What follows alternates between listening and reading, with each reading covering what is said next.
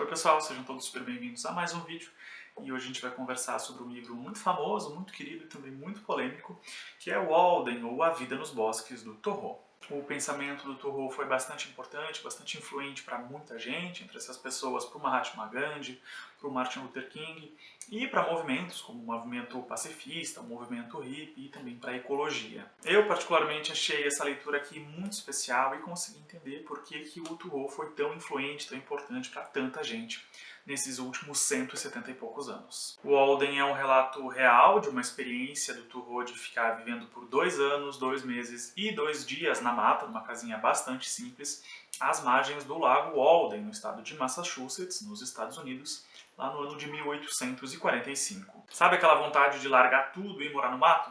Pois é, o Thoreau teve essa vontade também, levou essa vontade bem a sério, e escreveu sobre essa experiência de morar numa casinha simples no meio da mata. E o Thoreau decidiu partir para a mata por estar bastante decepcionado com os rumos da sociedade da época, cada vez mais orientada pelo comércio, pela indústria e pelas aparências, aquela pompa da época que distinguia quem tinha e quem não tinha dinheiro e continua distinguindo até hoje. Então, percebendo que ele não se encaixava naqueles ideais sociais, ele decide ir embora e construir uma casinha simples na mata, reaproveitando alguns materiais que ele comprou de um casebre próximo a uma linha de trem. Ele constrói a maior parte dessa casa com as próprias mãos e depois de pronta, então, ele parte para essa experiência de mais de 2 anos vivendo então nessa casa na mata. E, inclusive existem réplicas dessa casa no lugar original, vocês podem procurar fotos na internet para ver. Basicamente, essa casa que ele constrói tinha o essencial.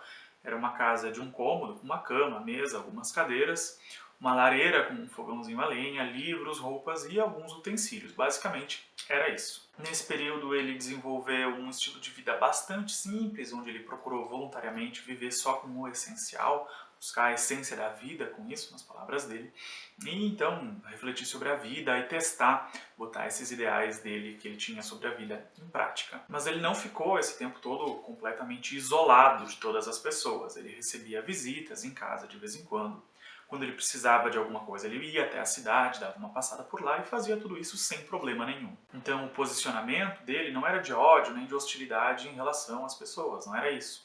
O posicionamento dele era de testar as ideias dele, ver se aquilo que ele estava pensando, que aquilo que ele acreditava, funcionava. Para isso, então, ele foi ter uma vida mais simples, uma vida alternativa ao que a maioria das pessoas vivia. Mesmo então que o posicionamento dele não fosse de ódio em relação às outras pessoas, a gente percebe sim um certo desgosto da parte dele em relação à sociedade, que segundo ele estava sempre orientada pela materialidade, pelas aparências e pela futilidade. Isso tudo, segundo ele, fazia com que as pessoas se esquecessem da essência da vida e acabassem atrofiando as próprias potencialidades em nome de um imperativo social que elas seguiam cegamente, sem nem mesmo perceber que seguiam. Eu tenho a impressão que o Thoreau era alguém à frente do seu tempo e por conta disso acabou ficando sem lugar no mundo, sem um lugar na sociedade, até porque ele não compartilhava dos mesmos ideais da sociedade. Essa pode ser uma visão um pouco romântica sobre o Thoreau, como muitas vezes a gente vê por aí, mas na minha opinião eu acho que essa visão tem algum fundo de verdade, tem algo de verdadeiro, embora eu também possa estar completamente errado. Mas acho sim que o Thoreau era alguém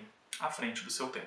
Já para a grande maioria dos contemporâneos dele, o Thoreau era um esquisitão, um sujeito excêntrico ou também um vagabundo fracassado. Mas ele era, antes de qualquer coisa, um profundo observador da sociedade do tempo dele e das mudanças que a industrialização trazia na sociedade e nos deixou um relato de grande valor nesse sentido. Para viver lá na casinha dele, às margens do lago Elden, ele plantava para comer e o que ele não conseguia cultivar, ele comprava assim na cidade, ele é bem honesto nesse relato. Então aqui nesse livro a gente tem as experiências dele com a agricultura, o que ele conseguiu e não conseguiu cultivar, o que ele descobriu sobre a agricultura, algumas técnicas diferentes do que eram praticadas na época, e também sobre como ele se adaptou a novas situações. Ele também comenta sobre algumas experiências dele com caça, que foram experiências negativas para ele, e por isso ele deixa ali subentendido nas entrelinhas um apoio, um certo apreço a uma alimentação sem carne, uma alimentação vegetariana. Na minha opinião, o Thoreau cria um estilo de vida extremamente interessante,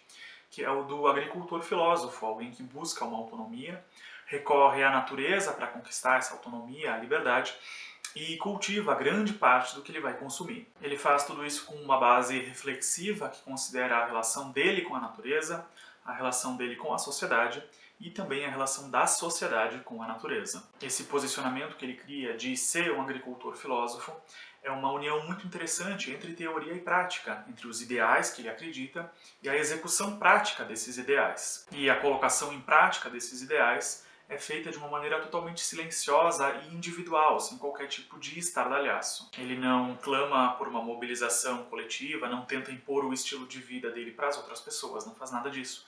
Ele simplesmente vive essa experiência que ele quer viver de uma maneira individual. E essa experiência de individualidade e liberdade do Thoreau é muito importante para ele. Ele simplesmente sente que não tem um lugar no mundo, na sociedade, e então parte para a mata para testar os ideais que ele tinha, os ideais diferentes da sociedade, e faz isso sozinho, sem chamar ninguém para ir junto com ele, e também não fica ressentido por ninguém ir junto com ele. Com isso ele consegue refletir bastante sobre a própria existência e testar aquele ideal de vida que ele considerava correto. A gente tem muita sorte dele ter deixado um relato escrito sobre essa experiência dele, e esse relato veio a inspirar muita gente, principalmente com relação à ecologia. Mas na questão da influência dos escritos do Thoreau, tem um outro livro dele que foi mais influente nesse sentido, que acabou gerando a inspiração para alguns movimentos coletivos, que foi A Desobediência Civil. Um ano depois dele ter se mudado lá para o Lago Eldon, em 1846, ele acaba sendo preso por se recusar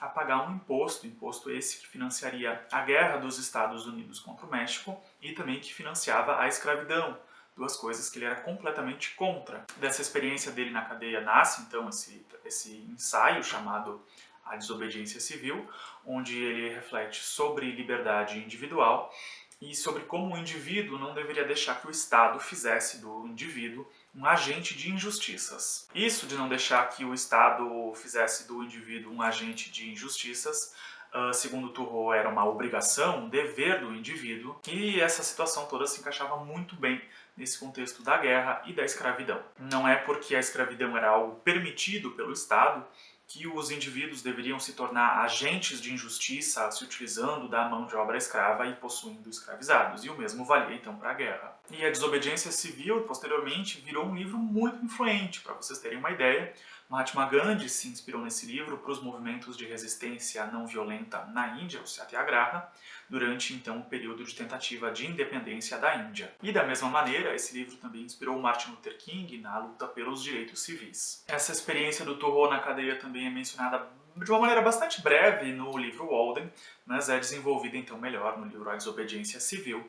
E com isso também fica uma dica de leitura para quem quiser conhecer mais uma obra do Thoreau, além do Walden. Essas então que são as obras mais influentes desse autor. Com tudo isso de se mudar para a mata e acabar sendo preso por não concordar com a escravidão e com a guerra, a gente percebe que o Thoreau era alguém que não compartilhava absolutamente dos ideais sociais e não via sentido nesses ideais, que a maioria considerava então correta e eram inclusive hábitos legais, como no caso da escravidão. Ele também é alguém que tem a coragem de desobedecer o poder oficial diante de injustiças, o que não é qualquer um que tem a coragem de fazer. Por mais que ele tenha ficado só uma noite na cadeia, porque no dia seguinte uma parente dele veio lá pagar a fiança e os impostos dele com medo de um escândalo social, e tem inclusive autores que debocham do Thoreau por conta disso, essa foi, apesar então de ter sido só uma noite, uma experiência sim de coragem, de um ideal posto em prática, como eu já disse que não é todo mundo que tem a coragem de fazer, assim como o Eldon também é um ideal posto em prática. O Thoreau também nos surpreende por ler obras fora do espectro ocidental. Ele lia clássicos chineses como Confúcio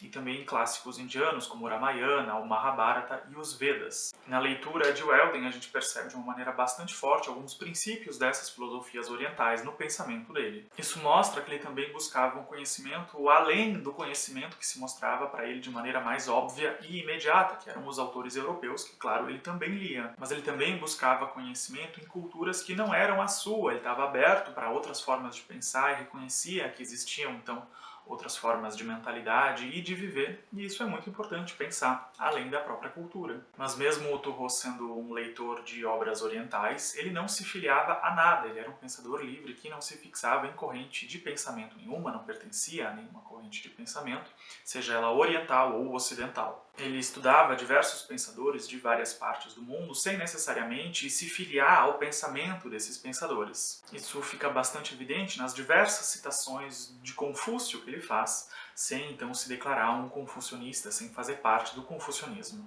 Um exemplo bem claro disso é a visão que o Turreau tem sobre os seus ancestrais. Os ancestrais, para ele, são pessoas que representam a privação da liberdade e que só sabem reproduzir preconceitos e ideias preconcebidas sobre absolutamente tudo. E no confucionismo, a reverência aos ancestrais, o respeito aos ancestrais, é algo de extrema importância, como fica bastante evidente se a gente for ler os Analectos, por exemplo. Então, o Turreau é esse livre pensador que lê de tudo, absorve princípios das mais diversas filosofias ao redor do mundo, mas não se filia a nada e usa esses princípios que ele considera interessante para compor a própria filosofia, uma filosofia extremamente pessoal e também muito interessante, bastante rica. E com as experiências que ele narra em Welden e em A Desobediência Civil, a gente percebe que o pensamento dele está centralizado, basicamente, se a gente for resumir, em duas coisas, que são simplificar a vida e desobedecer o poder.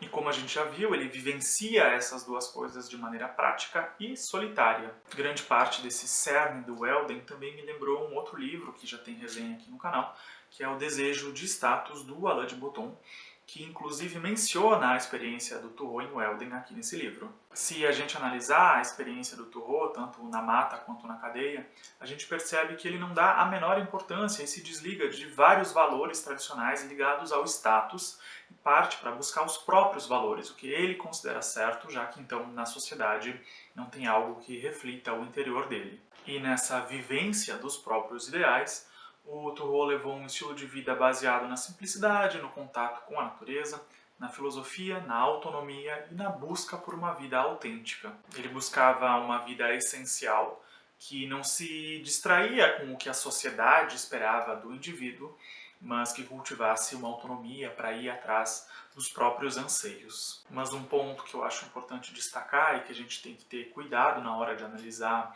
o Welden, principalmente, é não confundir simplicidade com pobreza e também não romantizar a pobreza. O Turreau levou sim uma vida bastante simples e com poucos recursos financeiros, mas a saída dele até o Lago Welden foi uma ida voluntária, diferente de uma experiência imposta de pobreza que gera problemas gravíssimos no indivíduo, como a falta de acesso à comida, uma moradia digna, falta de acesso à saúde e também de educação, que são então problemas muito graves. O que o Turreau propõe em Welden não é uma romantização dessa situação de penúria econômica, mas sim que uma vida mais simples pode ser sim feliz e bastante interessante e satisfatória. Um dos pontos centrais dessa simplicidade do Turreau é a autonomia do desejo, ou seja, desejar as coisas a partir de si e não a partir de imperativos sociais. Mas muitas vezes a gente está tão inserido nesse contexto de imperativos sociais que a gente confunde a nossa vontade com a vontade do outro, com o que a sociedade espera que a gente faça ou não. E nesse ponto pode existir um conflito de vontades que vai fazer com que o indivíduo sofra, mais ou menos no que o Freud escreveu lá no livro O Mal-Estar na Civilização. Então o Turreau toma essa distância da sociedade para observar e cultivar a própria vontade, ter autonomia da própria vontade e não obedecer então à vontade imposta pela sociedade, os imperativos sociais, o que se espera de alguém ou não. Mas é claro que esse exercício da própria vontade deve ser feito sem prejudicar, sem causar mal ao outro. Mas o Turreau absolutamente não é alguém que faz mal ao outro, não é alguém que tira a liberdade do outro para que ele possa exercer a liberdade dele. Uma prova disso é que ele se retira da sociedade para viver a própria liberdade, e quando ele se recusa a acabar com a liberdade do outro, no caso de ser contrário à escravidão, ele acaba sendo inclusive preso.